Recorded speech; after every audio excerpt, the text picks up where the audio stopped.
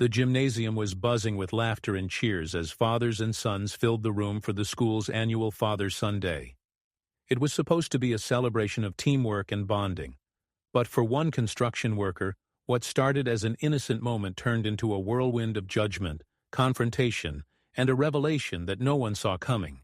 This is a story you'll want to hear until the very end. Carlos Moreno wasn't the type of man to draw attention. At 39 years old, he spent most of his days on construction sites, pouring concrete, swinging hammers, and taking pride in his work. He was built like a wall, broad shoulders, calloused hands, but he had a soft spot for his 8-year-old son, Mateo. "Dad, you have to come. It'll be so much fun," Mateo had begged when the flyer for Father's Sunday came home in his backpack. Carlos couldn't say no. He took the morning off from work, packed his hard hat and safety vest in a bag, and drove to Sunrise Elementary, excited to spend the day with his son.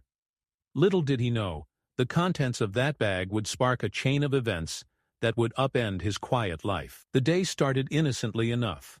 Fathers and sons gathered in the gym for activities: three-legged races, basketball tosses, and tug-of-war.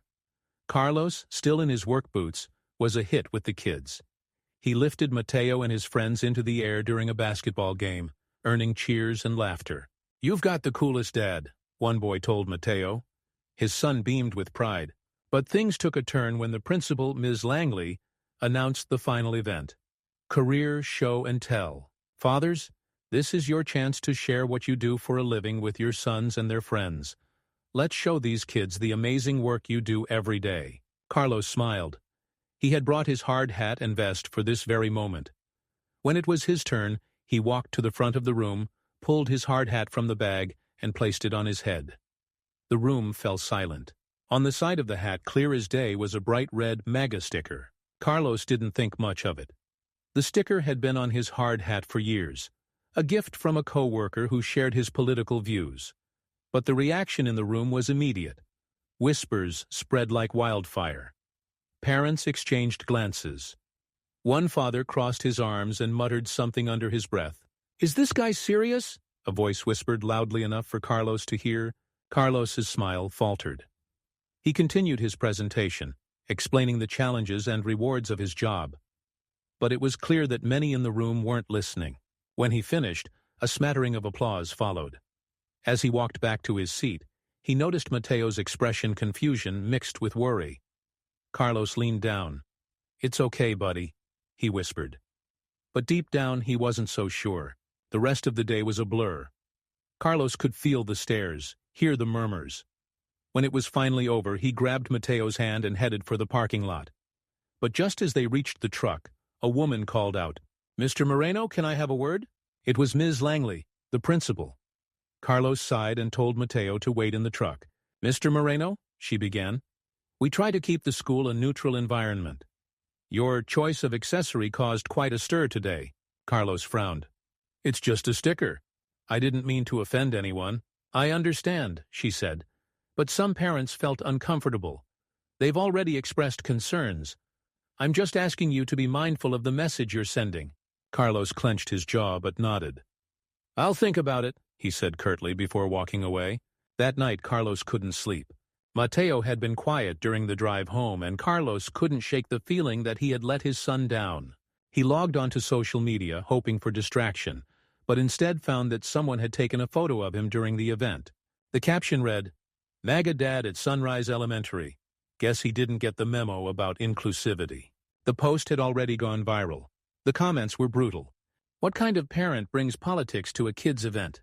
Typical MAGA trash. I feel sorry for his kid. Carlos felt his stomach turn. He didn't recognize the person they were describing.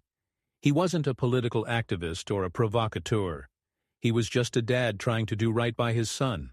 The next day, Carlos debated whether to say anything. But when Mateo came home from school looking dejected, he knew he couldn't stay silent. "What's wrong, mijo?" Carlos asked. Mateo hesitated. "Some kids were talking about you. They said you're a bad person." Carlos's heart broke. "Listen to me, Mateo. I'm not a bad person. And neither are you. Sometimes people judge others without knowing the whole story. But that doesn't mean we stop being who we are." Carlos decided to act. He called the school and requested a meeting with Ms. Langley and the PTA. He wanted to clear the air not just for himself, but for Mateo. At the meeting, Carlos stood before the room, his hard hat in hand. "I'm not here to argue politics," he began. "I'm here to talk about respect." He explained his background, how he came to America with nothing, how he worked tirelessly to build a better life for his family. He talked about the values he believed in: hard work, integrity, and freedom of expression. "This sticker doesn't define me," he said. "What defines me is the example I set for my son. And I want him to learn that we don't have to agree with everyone, but we should always treat them with respect." The room was silent. Then one parent stood up. "I may not agree with you," she said, "but I respect what you're teaching your son." One by one, others voiced their support. By the end of the meeting, Carlos felt a weight lift from his shoulders. He hadn't changed everyone's mind, but he had reminded them of something important: the power of understanding and respect. The viral post? It faded away, replaced by a new story, one about a father who stood up for his beliefs and his family. And Mateo? He walked into school the next day with his head held high, proud of the man his father was. Sometimes, Carlos told him that morning, being strong isn't about fighting back. It's about standing tall and staying true to who you are. If this story moved you, don't forget to like, share, and subscribe. Let us know in the comments. How would you have handled this situation? Until next time, stay strong and stay kind.